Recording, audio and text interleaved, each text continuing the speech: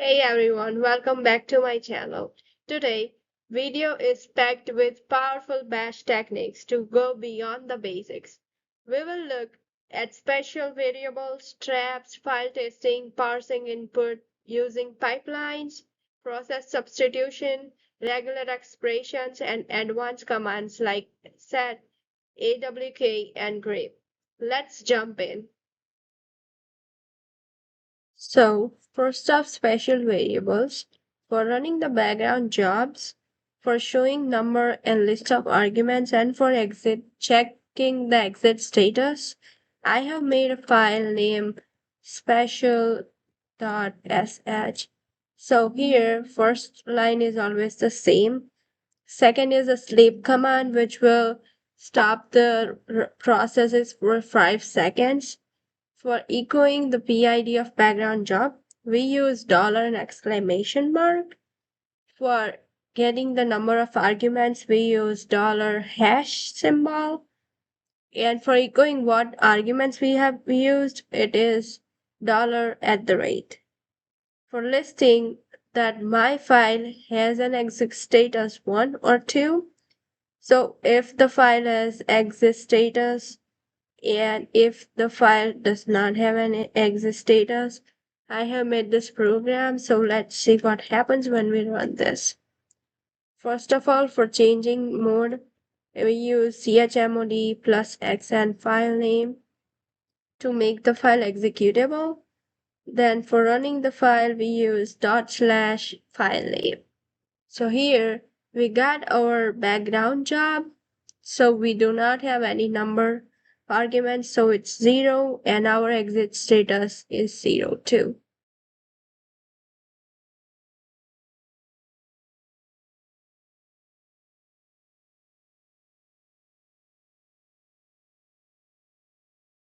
Traps are great for handling signals like Control plus C. So trap Control plus C and clean up a temporary file.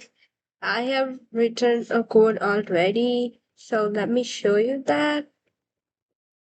Trap.sh. So here, first line is always the same in bash scripty. So trap rm file temporary text file. I have made a temporary text file, but I haven't written anything inside. So we'll write something inside and then I will show you. After the cleanup has been done, we will get a cleanup done message, and exit is for exiting the trap. After doing that, we are writing goodbye exiting script. After running every tab, we will get a goodbye message. Touch temporary text. So temporary text is a file, and bash scripting is editing that file, which means touch command. And for just letting the user know that we need to press Ctrl C, I have just echoed a message saying press Ctrl plus C to trigger trap.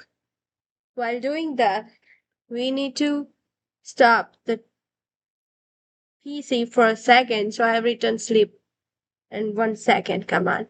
So let us just save the file and make a temporary file pico temp.txt and write something. This is a temporary file and save the file.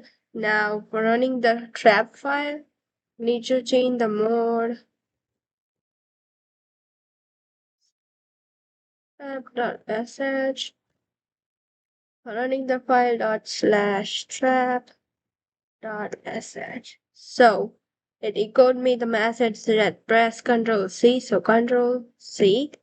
So now you can see that it prints a message cleanup done and goodbye message. Now let us check whether our temporary file is cleaned or not. So pico temp.txt. You can see that our message, this is a temporary file, is removed from the file. So this is how trap works in bash. Now let us try some command line arguments. For checking if our file does exist and is writable or not, And to check if a path is a directory or not, I have written a code already. So let me show you that file and will explain you at the same time. So the firstmost line is always the same. So for checking if my file.txt exists and is writable or not, we write if file will search my entire directory if the file, then my file is writable. Dash W is for writing or not. Else, we go that this file is not a writable file or does not exist. For ending the if loop, we write fi. Again, for checking if the directory exists or not, we again use the if and else loop. So if directory for finding the directory is $1 exist, it will echo is a directory, or else it will echo is not a directory. So let us run this file. So changing the mode for executing the file command .sh. Now running the file ./command .sh. So it says my file.txt is not writable or does not exist and is not a directory. For example, let us make a file name myfile.txt. Right, this is a file. Now let us run the program again, check whether it's working or not.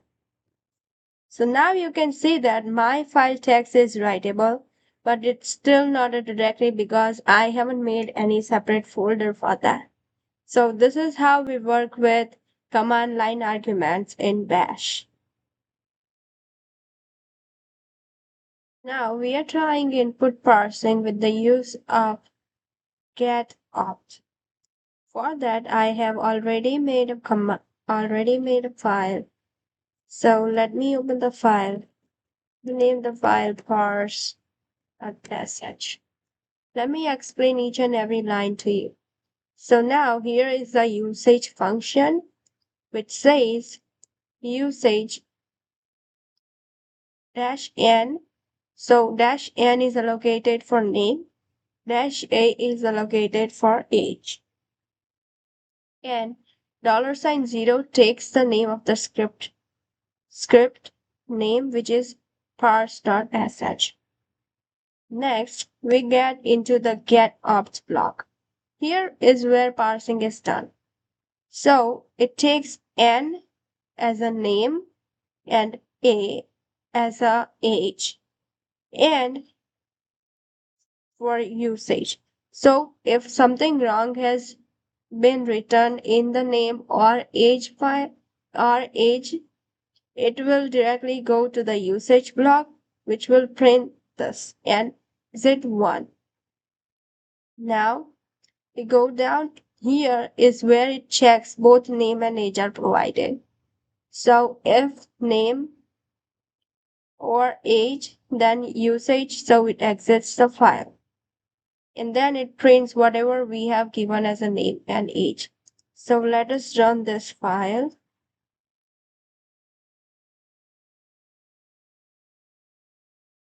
So here you can see that we have written name in the -n and age in the -a. So our name will be stored in n and age will be stored in a. This is how we work with parsing in Bash.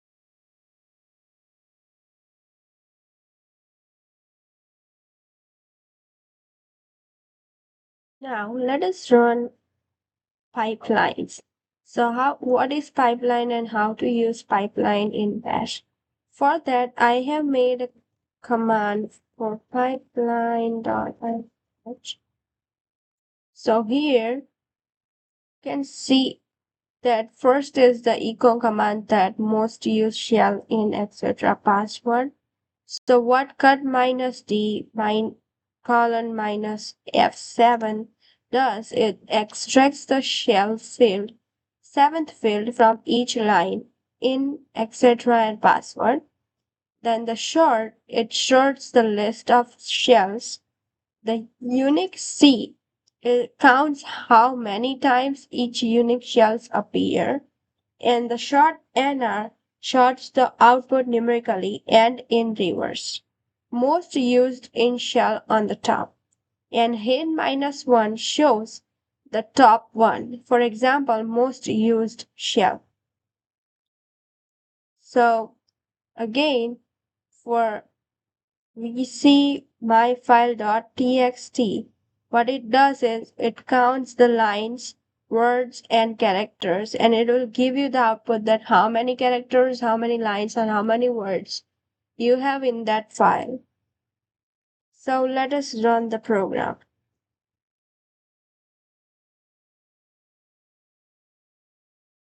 So here you can see in the last line that I do have one line. In the one line there are 4 words and 16 characters. So what does that mean is this 24 is the count of how many number of pipelines we have. This is how pipeline work in bash. Process substitution. For that I have made 3 files. Let me show you file 1 in which I have written the word apple. File 2 in which I have written the word banana. And file 3 in which I have written our code. So here we are comparing two strings and we are shorting two files. This is the command which diff is used for comparing any kind of words or even two files. So let's run this file. For that, changing the mode.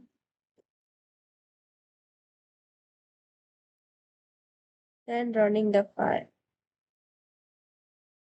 So here you can see is the left side it's apple. So we have written the code in which our left side was file 1 and the right side was file 2. So what this means is left side was apple, right side file contains banana. The same thing. The left side has an apple and banana. So this is how it is shorted and compared. This is how process substitution work in bash.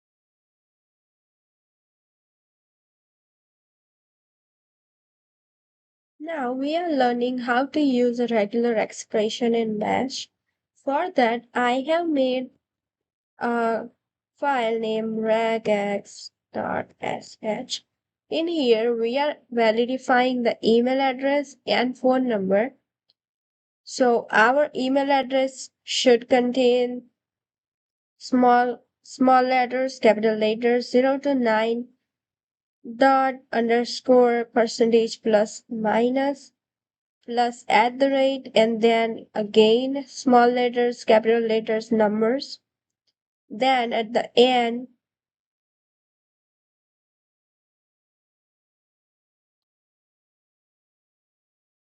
it has dot and then again A to Z and 2. So it's 0, 1 and 2. So just 3 letters after the dot. So for example, .com, .org. So we have just 3 letters. So here, so if the entered value is among this expression, it will say valid or else invalid. The sum goes with the phone number 0 to 9 for the 3 digits, first 3 digits, and we have required that the format should be in the US format, so it has to be in brackets. So first 3 digits with the braces, again 3 digits, and then a dash, again 4 digits. So if it's in the same format, it will say valid or else invalid. So let's check.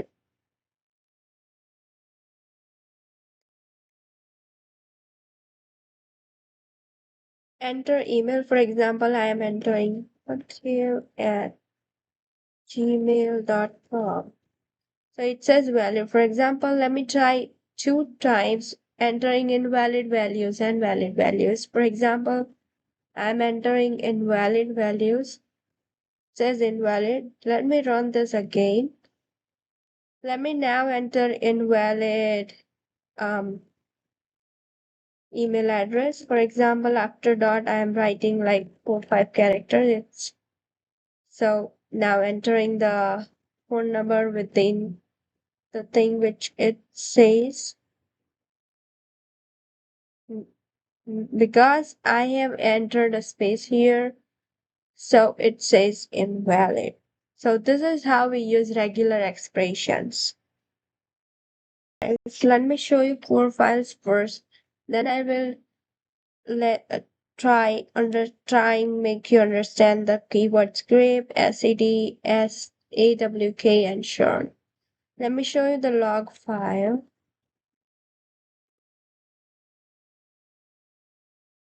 So I've returned some error message, okay message, and some numbers.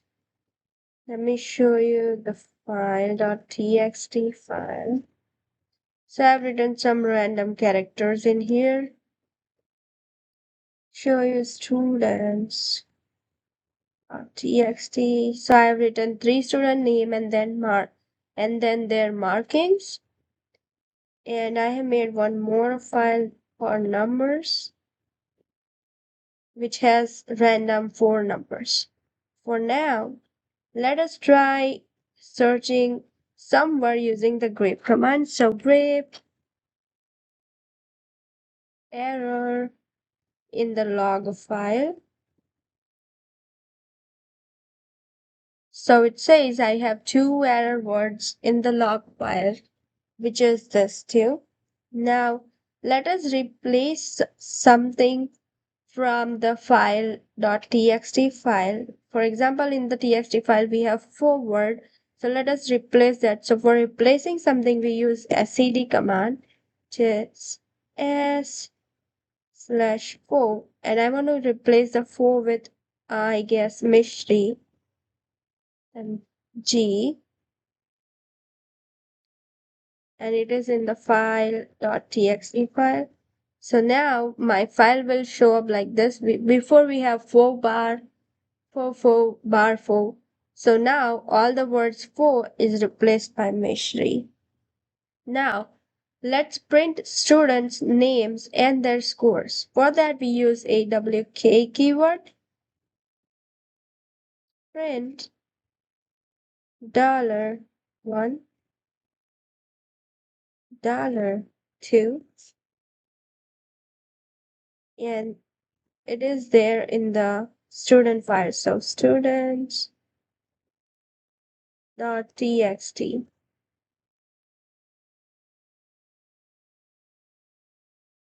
Yes, it's cutting the screen. Let me clear and run that again. So now you can see that it is printed according to the name and score of the students. Now sort those numbers. So for sorting, it's a simple word sort the numbers in the numbers text file. So here we can see that all the numbers are short according to the descending order from biggest to the smallest. So this is how we work with the 4 keywords. That was a power-packed bash lesson. You have now seen practical and advanced techniques used in system scripts every day. Hit like, subscribe, and stay tuned for the next video, where we will apply this to real-world examples and bash automation challenges. See you soon!